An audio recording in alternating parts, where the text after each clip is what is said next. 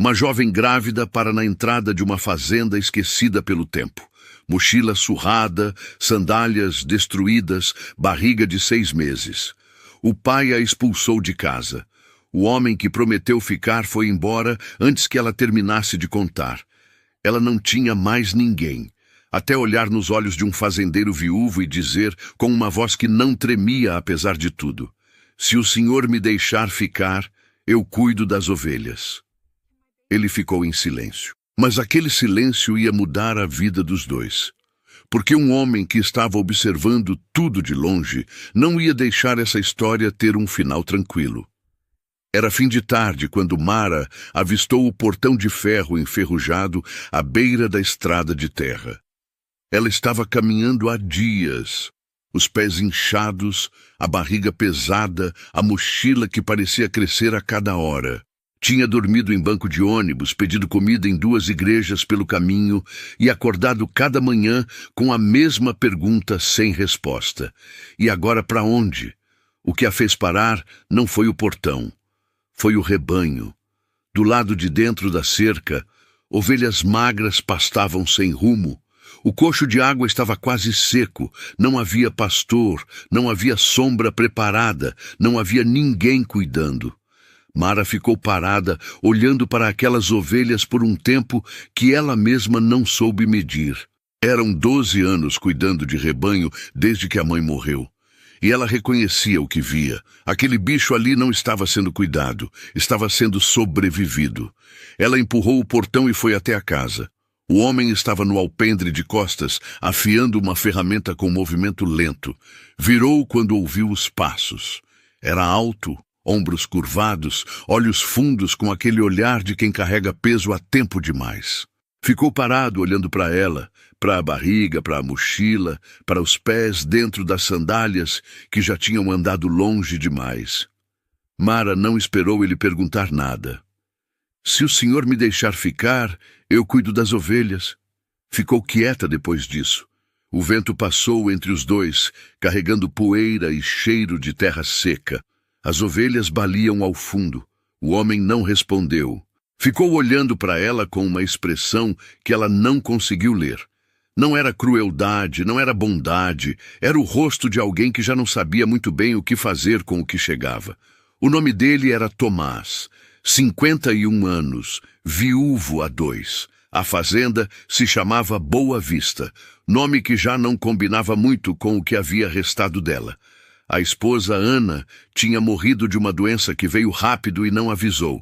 Era ela quem havia começado o rebanho, quem nomeava cada ovelha, quem dava cor a tudo no lugar. Com ela foi a vontade de Tomás de manter qualquer coisa funcionando. Os peões foram embora. O capataz foi dispensado. E ele foi ficando só, fazendo o mínimo, num luto que virou hábito sem que ele percebesse. Ele disse que tinha um quarto de despejo, que era temporário, que ele não prometia nada. Mara disse que temporário estava bom. Naquela noite ela dormiu num colchão fino, com cheiro de umidade, e acordou antes do sol. Enquanto Tomás ainda dormia, ela foi ao pasto. Consertou o coxo com um pedaço de madeira que achou encostado no galpão. Reorganizou o rebanho, separou as ovelhas mais debilitadas, fez uma lista mental do que precisava ser comprado ou tratado. Quando Tomás chegou à cerca naquela manhã, ela estava no meio das ovelhas, com a barriga grande e um galho adaptado como apoio, como se nunca tivesse saído daquele lugar. Ele ficou na sombra observando. Não disse nada. Voltou para a casa.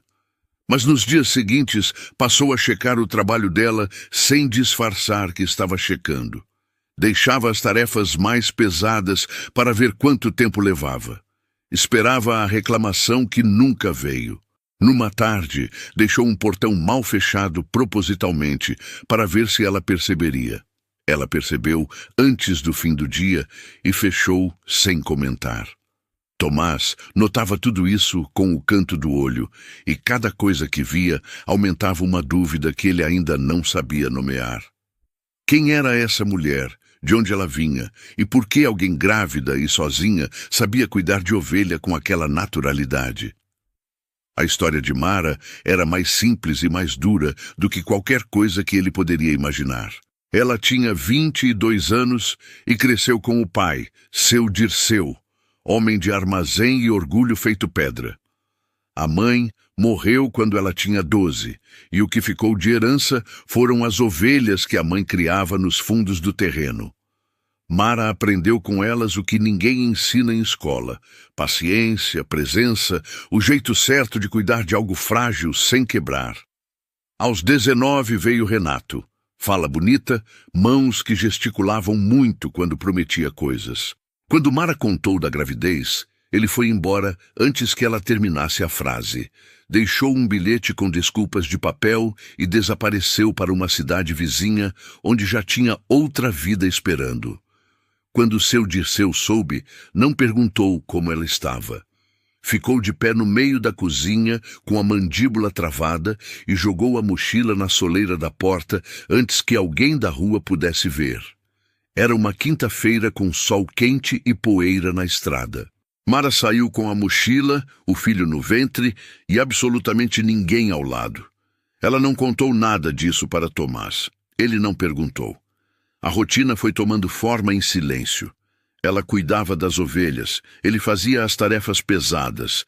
Jantavam na mesma mesa sem combinar. No começo sem falar nada, depois com uma ou outra palavra sobre o rebanho, o tempo, o que precisava ser feito no dia seguinte. Não era amizade ainda. Era dois solitários aprendendo a dividir espaço sem invadir.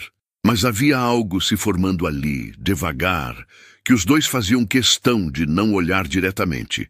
E enquanto isso acontecia dentro da fazenda, lá fora, alguém já tinha começado a prestar atenção. Tomás não era homem de confiar fácil, e quanto mais Mara provava que merecia estar ali, mais ele testava, como se precisasse encontrar o limite dela antes de acreditar que não havia um. Numa manhã, ele chegou ao pasto com uma lista de tarefas que levaria 2 homens um dia inteiro para terminar. Jogou o papel na cerca e foi embora sem explicar. Mara leu, dobrou o papel no bolso e começou. Não terminou tudo naquele dia, mas o que terminou estava feito direito, sem erro, sem atalho. Tomás viu. Não disse nada. No dia seguinte, a lista era mais curta.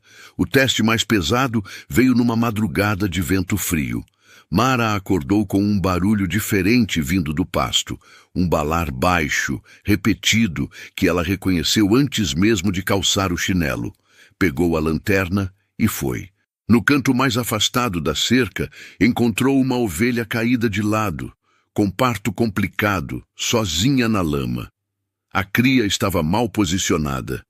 Sem tempo de chamar ninguém, sem como esperar, ela ajoelhou na lama com a barriga de 6 meses e trabalhou ali por quase 1 hora, no frio e no escuro, até a cria sair viva. Quando Tomás chegou pela manhã, a ovelha estava de pé, a cria mamando. E Mara estava sentada no chão do pasto, com as mãos sujas e os olhos pesados de quem não dormiu, dando de beber para o filhote com uma mamadeira improvisada de garrafa. Ele ficou parado na cerca por um tempo. Depois virou e voltou para a casa.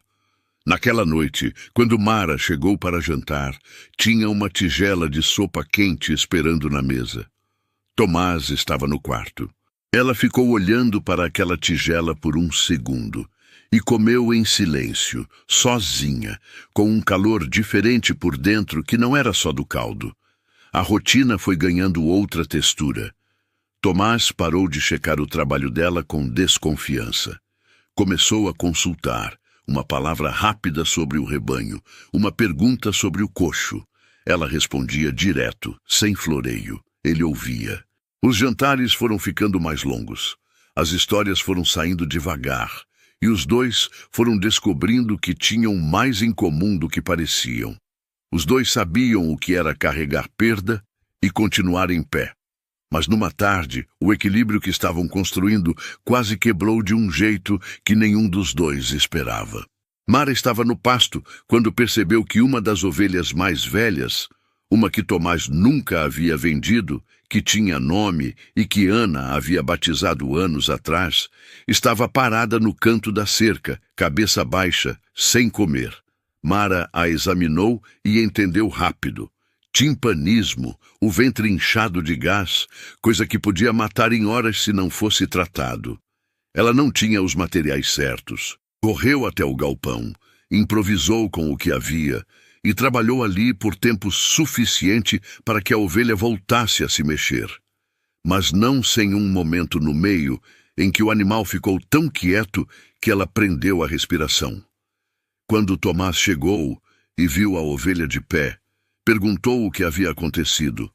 Mara explicou. Ele ficou olhando para o animal por um tempo sem dizer nada. Depois olhou para ela, e dessa vez sem checar, sem desconfiar. Só olhou. Naquela noite, os dois ficaram mais tempo do que de costume à mesa, mas a cidade não estava parada enquanto eles construíam aquilo. Gilberto era cunhado de Tomás, irmão mais novo de Ana. Desde a morte da irmã, vivia esperando o momento certo. A fazenda, na cabeça dele, era a herança moral sua, já que Ana nunca havia tido filhos, e Tomás, na visão de Gilberto, era apenas o marido que havia ficado com o que não era dele por direito. Era daquele tipo mais perigoso, homem que se convenceu de que tem razão em tudo que faz. Voz mansa, aperto de mão firme, bem relacionado com o delegado, o vereador e o cartorário da cidade. Personagem impecável em público, calculista na sombra. Quando soube que Tomás estava abrigando uma jovem grávida desconhecida, foi pessoalmente à fazenda com sorriso de visita de cortesia. Chegou numa tarde, desceu do carro devagar, cumprimentou Tomás com abraço demorado de parente que há muito tempo não aparecia. Percorreu o terreiro com o olhar de quem está fazendo inventário. A casa, o rebanho que estava visivelmente se recuperando, e Mara, que estava ao fundo consertando uma parte da cerca e fingiu não notar a visita. Gilberto não perguntou nada diretamente. Fez perguntas laterais com sorriso aberto. Ficou menos de uma hora. Na despedida bateu 2 vezes no ombro de Tomás e disse que era bom ver a fazenda com vida de novo. Foi embora com mais informação do que havia dado. Naquela semana, na cidade, a semente já estava plantada. Gilberto não precisava mentir. Só precisava escolher quais verdades contar. E para quem? Na padaria da cidade, comentou com a voz baixa de quem não quer criar problema que Tomás andava diferente desde que a moça apareceu. Na loja de ferragem, trocou uma palavra com o dono sobre como era fácil uma pessoa sozinha se perder quando aparecia alguém que soubesse o que queria. Não acusou Mara diretamente. Só plantou a dúvida com o cuidado de quem conhece o terreno. Em cidade pequena, dúvida plantada cresce sozinha. Mara começou a perceber quando foi buscar insumos para o pasto. O dono da loja de materiais agrícolas, um homem gordo de óculos que havia atendido a fazenda por anos, a recebeu com uma frieza que ela não esperava. Disse que ia precisar de pagamento adiantado antes de separar o pedido, coisa que nunca havia exigido de Tomás. Mara entendeu sem precisar perguntar, pagou sem discutir, pegou o que havia comprado e saiu. Na rua, 2 mulheres pararam de falar quando ela passou e retomaram o murmúrio quando ela já estava de costas. Ela voltou para a fazenda sem contar nada. Tomás notou que ela estava quieta no jantar, perguntou se estava bem. Ela disse que sim. Ele não insistiu, e esse silêncio dos dois, que antes tinha sido conforto, naquela noite pesou diferente. A pressão chegou à fazenda dias depois. Um vizinho de propriedade parou na cerca ainda em cima do cavalo e perguntou a Tomás diretamente se era verdade que ele estava deixando uma estranha tomar conta do lugar. Tomás respondeu que a fazenda era sua e o que acontecia nela era assunto seu. O vizinho foi embora sem insistir. Mas Mara, que estava ao fundo e ouviu tudo, viu pela primeira vez na expressão de Tomás algo que ela não soube nomear. Podia ser defesa, podia ser dúvida. No dia seguinte, Tomás fechou. Não disse nada, não acusou. Simplesmente voltou a checar o trabalho dela com um olhar diferente. Respondia com monossílabos. Evitava os jantares mais longos que os dois haviam construído. Mara percebeu a mudança e machucou-se em silêncio. Continuou trabalhando. Era o que ela sabia fazer quando não havia outra saída. Segurar. O golpe real veio numa tarde quente, quando a bomba d'água do pasto quebrou. O equipamento era antigo, mal conservado, e cedia fazia tempo. Mas a inundação chegou rápido, água se espalhando pelo terreno, encharcando um trecho de pasto que levaria meses para se recuperar. Tomás chegou e ficou parado, olhando para o estrago, com uma expressão que disse tudo que a boca dele não disse. Mara não se defendeu. Avaliou o estrago, reorganizou o rebanho para os pastos que restavam e passou os 3 dias seguintes fazendo o que podia ser feito. Quando Tomás foi ver, o rebanho estava alocado, nenhuma ovelha havia sido perdida e o trecho inundado estava demarcado para recuperação. Ele não agradeceu, mas parou de olhar com desconfiança. Numa noite, já tarde, ele ouviu barulho no pátio e saiu para ver. Encontrou Mara sentada na terra, de costas para a casa, chorando sem fazer barulho. Aquele choro contido de quem aprendeu, faz tempo que chorar alto não muda nada. Tomás ficou parado na porta, sem saber o que fazer. Ficou ali por um momento e voltou para dentro. Não dormiu. No dia seguinte, foi ao pasto mais cedo que de costume. Ficou trabalhando perto dela, sem dizer nada. No fim da manhã, sem olhar, falou. Você não tem que provar nada. Mara não respondeu. Mas algo entre os dois mudou naquele dia, e nenhum dos dois tentou nomear o que era. A fazenda foi recuperando o ritmo, o rebanho crescendo, os dois voltando para a mesa com histórias que saíam mais fácil. Havia dias em que Tomás ria de uma coisa pequena, o jeito que uma ovelha nova tentava subir no coxo, uma resposta seca de Mara para um problema que ele havia exagerado, e aquela risada soava estranha até para ele, como coisa que havia esquecido que existia. Gilberto ouvia tudo isso pelos canais da cidade e apertava o maxilar. O vínculo que estava se formando na fazenda Boa Vista era exatamente o que ele não podia deixar crescer. Um Tomás sozinho e sem rumo era fácil de manobrar. Um Tomás com alguém ao lado, alguém que cuidava, que ficava, que não ia embora, era outro problema. Era hora de parar de plantar dúvida e começar a usar papel. A menina decidiu chegar 3 semanas antes do previsto. Foi numa madrugada de muito frio, com neblina fechada na estrada e a cidade longe demais para ser uma opção. Mara acordou com a dor e ficou deitada por alguns minutos, tentando medir o intervalo. Quando entendeu que não havia tempo, bateu na parede do quarto de Tomás com a palma da mão, 2 vezes firme. Ele acordou e entrou no quarto dela, sem entender ainda o que estava vendo. Mara estava sentada na beira da cama, respirando com cuidado, olhos abertos e lúcidos.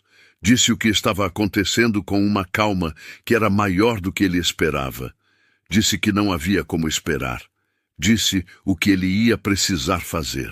Tomás ficou parado por um segundo, com o rosto de quem está processando rápido demais. Depois foi buscar água. O que aconteceu nas horas seguintes era coisa que ele não tinha palavras para descrever. Havia ajudado no parto de centenas de ovelhas ao longo da vida. Conhecia a tensão, o timing, o momento de intervir e o de só esperar. Mas isso era diferente. Mara conduzia tudo entre uma contração e outra, com uma lucidez que o impressionava e o assustava ao mesmo tempo, dando instrução com a voz firme de quem não pode se dar ao luxo do medo. Ele obedecia. Esquentava a água, buscava pano limpo, ficava onde ela mandava ficar. Havia um momento em que ela parou de falar por alguns segundos, e aquele silêncio pesou mais do que tudo que ela havia dito. Depois a menina chegou. Tomás assegurou pela primeira vez com as mãos que haviam acabado de ser as únicas mãos disponíveis naquela madrugada. Pequena, de olhos fechados e punhos cerrados, como se já estivesse pronta para brigar com alguma coisa. Ele ficou com ela no colo por um instante antes de devolver para Mara, e sentiu alguma coisa se mover dentro do peito que ele não soube nomear na hora. Era pesado e quente ao mesmo tempo. Era tudo o que havia perdido e tudo que estava contra toda expectativa chegando. Ele foi para o canto do quarto e chorou, não de tristeza, de algo que não tinha nome ainda, mas que tinha o peso de 2 anos de silêncio sendo quebrado de uma vez só. Mara chamou a menina de Esperança, sem cerimônia, sem discurso. Era a coisa mais simples e mais verdadeira que ela tinha disponível naquela hora, e foi o que saiu. Tomás ouviu o nome do canto do quarto e não disse nada. Mas antes de sair, encostou a mão por um segundo no batente da porta. Um gesto pequeno, quase invisível, que Mara viu e guardou. Nos dias seguintes, a fazenda ganhou um barulho novo. Esperança chorava de madrugada, com a consistência de quem ainda não combinou com o mundo quando é hora de dormir. Mara levantava, amamentava, voltava. Tomás levantava junto.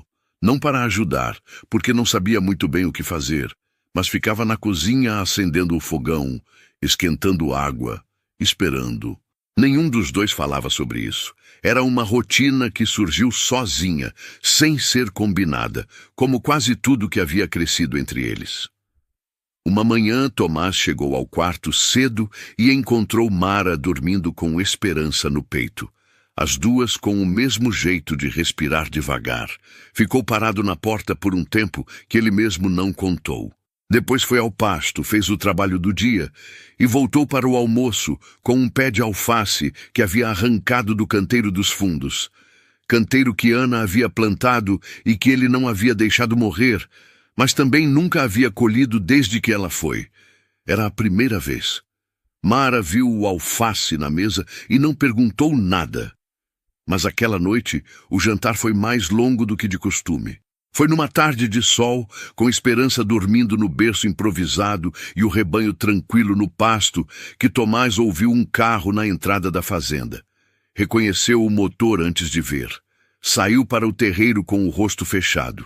E lá estava Renato, encostado no portão com o chapéu na mão e sorriso de quem ensaiou o que ia dizer. Mara estava ao fundo. Ouviu a voz e parou onde estava.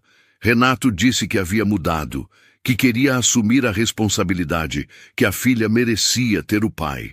Tinha o tom de quem está pedindo perdão, mas os olhos de quem está calculando o que tem a ganhar. Ficou na porteira, sem abrir, esperando que alguém o convidasse a entrar. Ninguém convidou. Tomás ficou onde estava, braços cruzados, e disse que visita não anunciada não entrava em propriedade particular. Disse com a calma de quem não precisa levantar a voz para ser ouvido. Renato insistiu mais uma vez. Citou direitos, citou a filha, citou palavras que soavam bem, mas pesavam pouco. Tomás não se moveu. Renato foi embora com o sorriso torto de quem guarda o que não diz. Mara esperou Tomás entrar. Perguntou por que havia feito aquilo. Ele encolheu os ombros e disse apenas, porque era o certo. Ela ficou olhando para ele por um segundo a mais do que o necessário. O que nenhum dos dois sabia ainda era que Renato não havia ido embora de verdade. Havia ficado na cidade. E lá, num bar de esquina, havia encontrado exatamente a pessoa que estava esperando por alguém com raiva suficiente para ser usado. A notificação chegou numa manhã comum, dentro de um envelope amarelo que o carteiro deixou no portão sem avisar. Tomás estava tomando café quando viu. Abriu devagar, leu uma vez, releu. Ficou parado na cozinha com o papel na mão por um tempo que Mara, quando chegou com Esperança no colo, não soube medir. Ela viu a expressão dele antes de ver o papel e soube antes de ler que era grave. Gilberto havia ido ao cartório com o vereador como testemunha e registrado uma disputa de propriedade. Os documentos que usou eram reais, papéis que Tomás havia assinado nos primeiros meses depois da morte de Ana, quando o luto era tão fundo que ele assinava o que aparecesse na frente sem ler. Gilberto havia preparado aqueles papéis com cuidado, esperando o momento certo.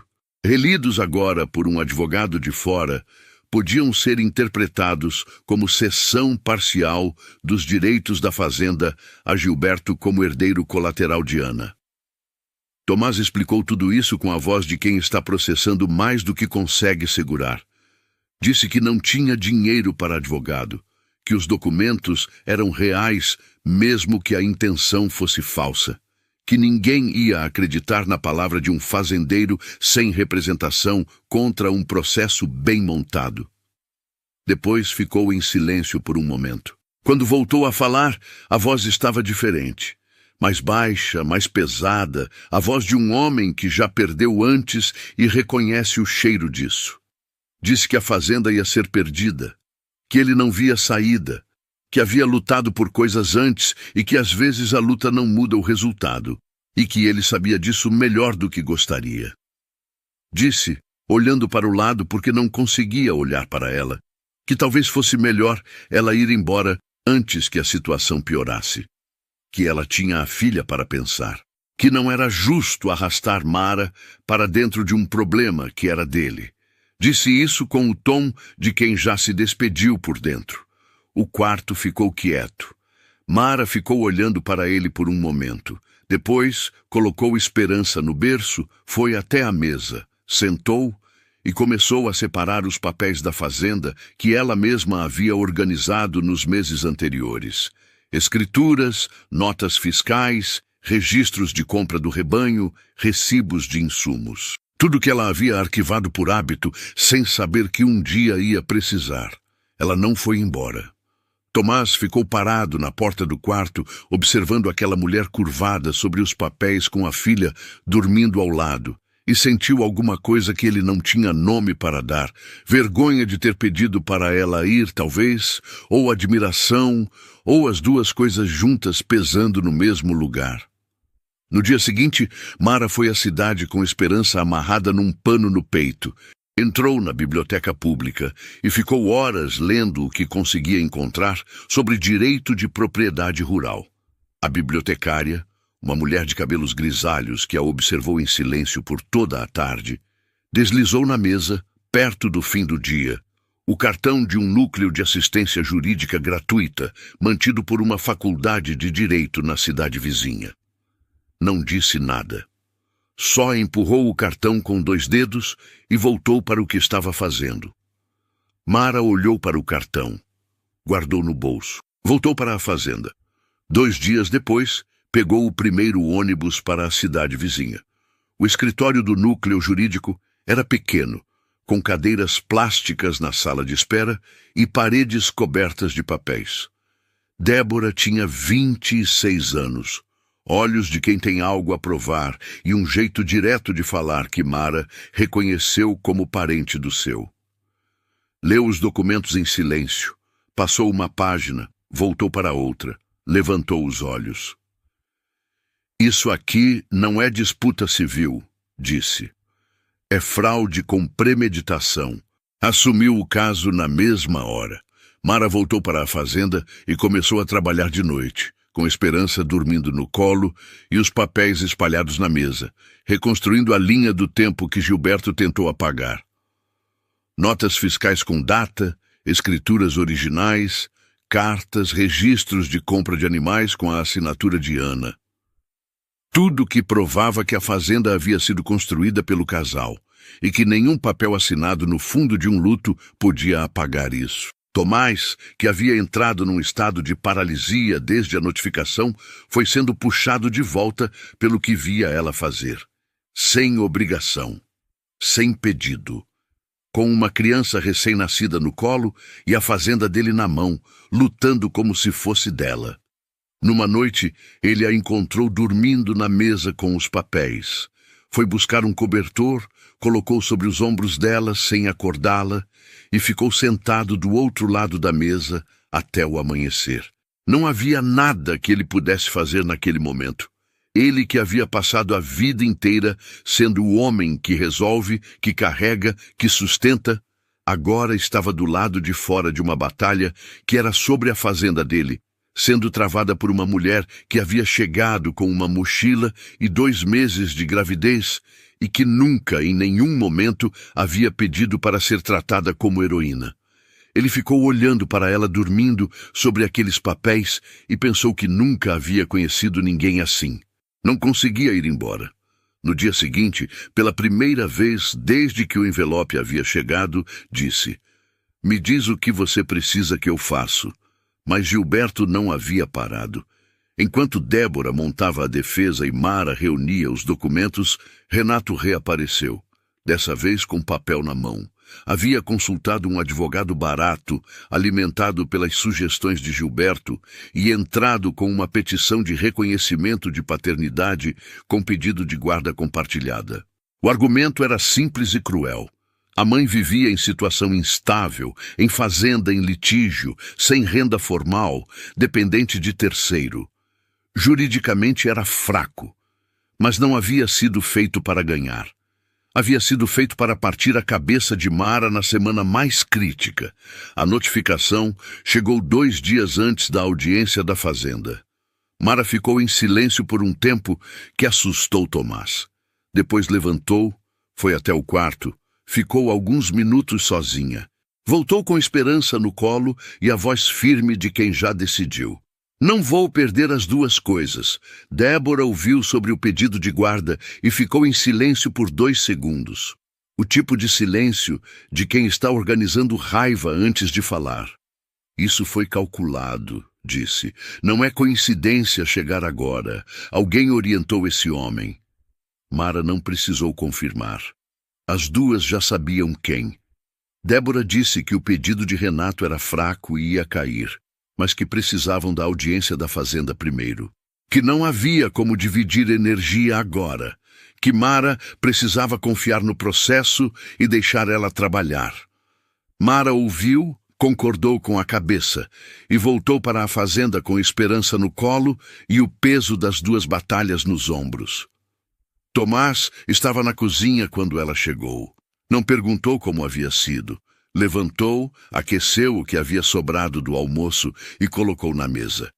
Os 2 comeram em silêncio, mas era o silêncio de 2 que estão juntos, não de 2 que estão sozinhos no mesmo lugar.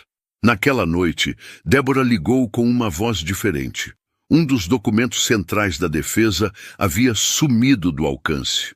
Um recibo original assinado pela Ana, comprovante de compra de parte do rebanho com recursos próprios dela antes do casamento, havia sido registrado num cartório que fechou 2 anos atrás. Os arquivos estavam em processo de digitalização havia meses, sem acesso imediato. Débora foi direta. Sem aquele documento, eles iam perder. A defesa inteira tinha uma brecha naquele ponto específico, e o advogado de Gilberto era experiente o suficiente para encontrá-la e usá-la na hora certa.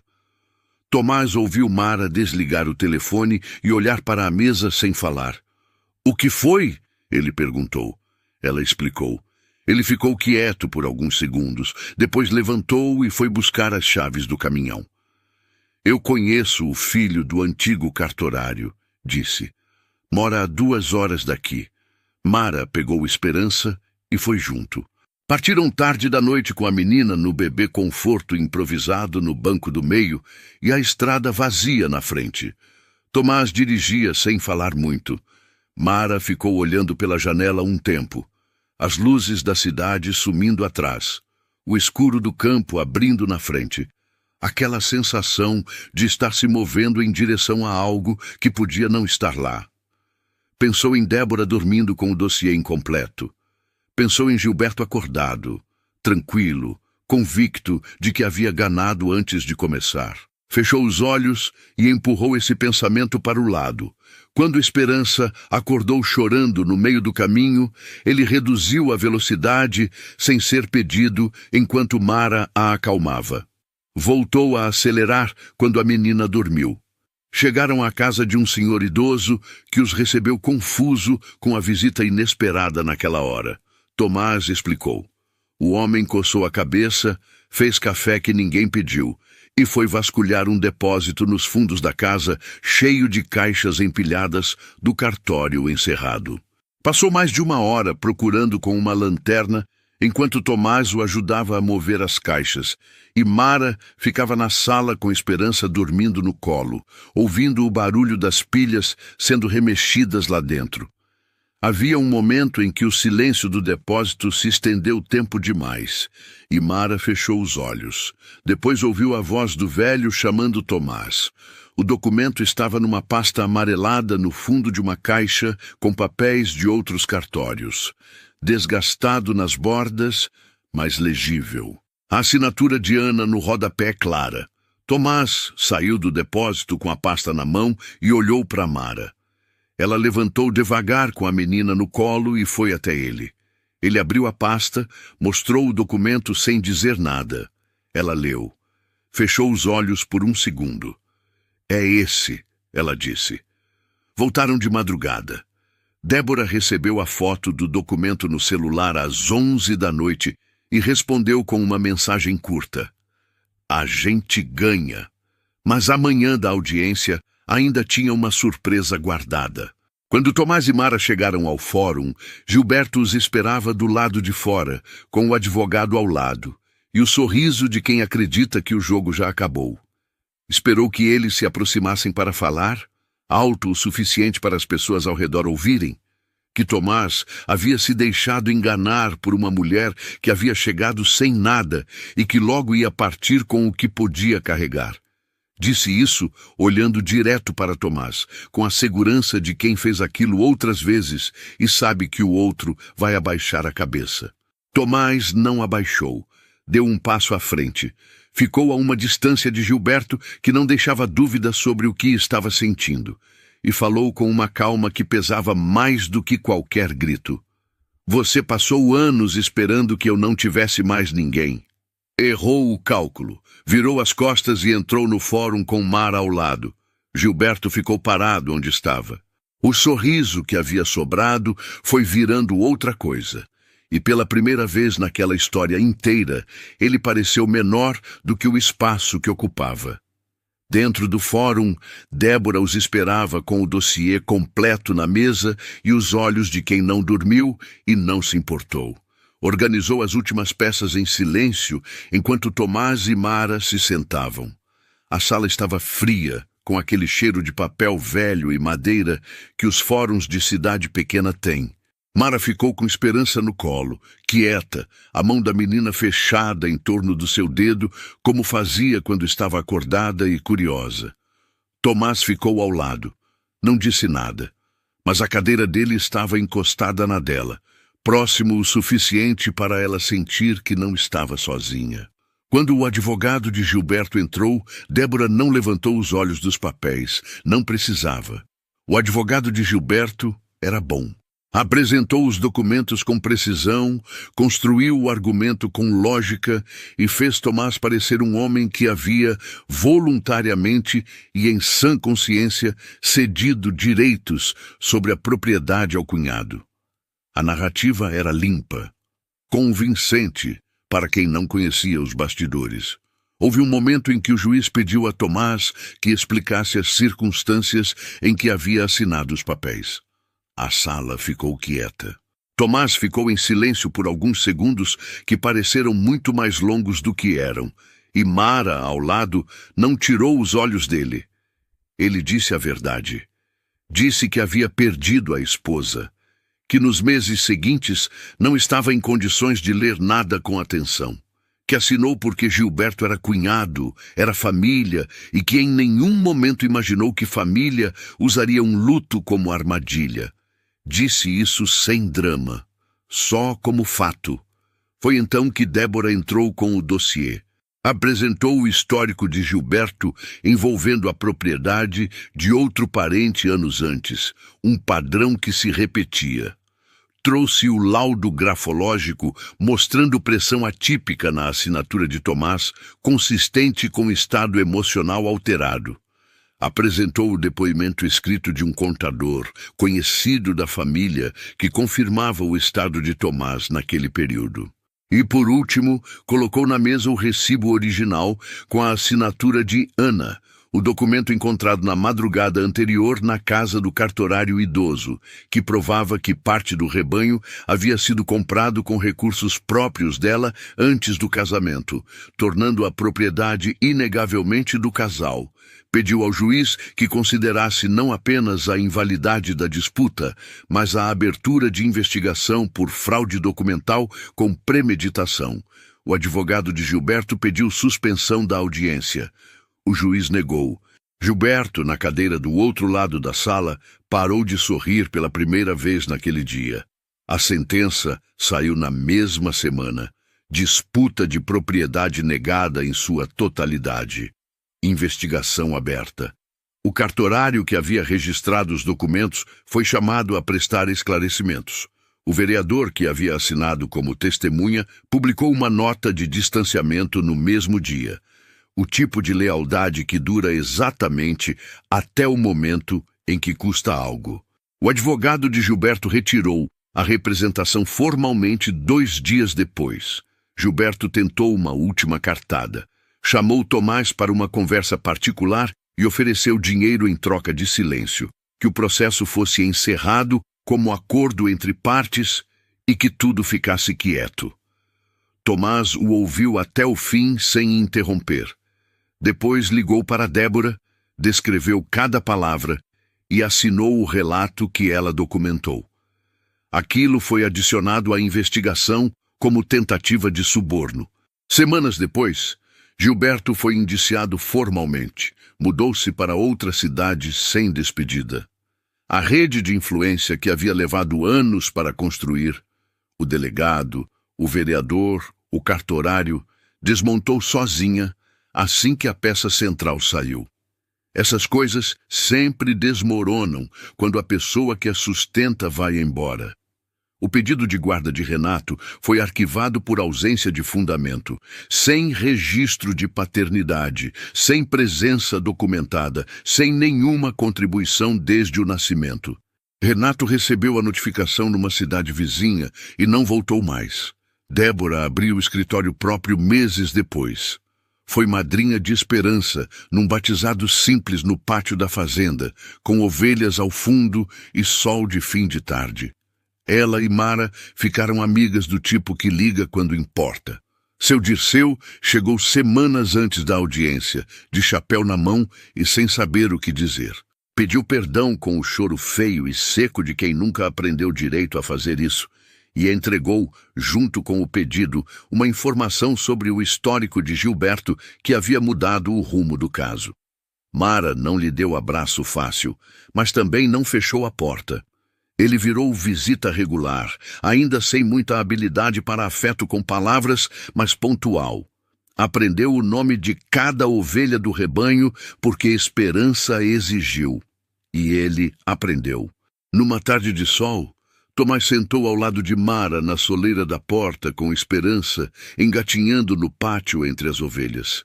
Ficou em silêncio por um tempo, com o costume de quem pensa antes de falar. Depois disse que não queria que fosse temporário. Disse que sabia que ela não precisava dele para nada, que isso havia ficado claro. E que era exatamente por isso que queria que ela ficasse. Não por precisar de alguém, por querer ela, especificamente. Mara ficou olhando para ele. Depois olhou para a Esperança, que havia se sentado no chão de terra com uma ovelha pequena ao lado. As duas parecendo perfeitamente satisfeitas com o arranjo. Depois, olhou de volta para Tomás e disse que já fazia um tempo que havia deixado de ser temporário. A fazenda voltou a viver, o rebanho cresceu, o pasto foi recuperado. As cortinas da janela foram trocadas por Mara com um tecido que ela mesma escolheu, diferente das que Ana havia colocado, não para apagar quem veio antes, mas porque uma vida nova também podia ser real, sem precisar apagar a anterior. Tomás passou a rir de vez em quando, a dormir sem pesadelo toda noite, a falar mais do que o necessário em certas situações que antes ele teria atravessado em silêncio. E a fazenda Boa Vista, que uma vez ficou cheia de silêncio, ficou por fim cheia de barulho de novo. O barulho de ovelhas no pasto, de uma menina aprendendo a andar entre elas e de dois adultos que escolheram um ao outro com os olhos abertos e que provaram pelo caminho inteiro que percorreram juntos que mereciam ficar. Nem sempre quem chega sem nada é o mais fraco. Às vezes é quem não tem mais para onde voltar. Tem gente que aparece para somar e tem gente que aparece para tomar. Saber a diferença muda tudo.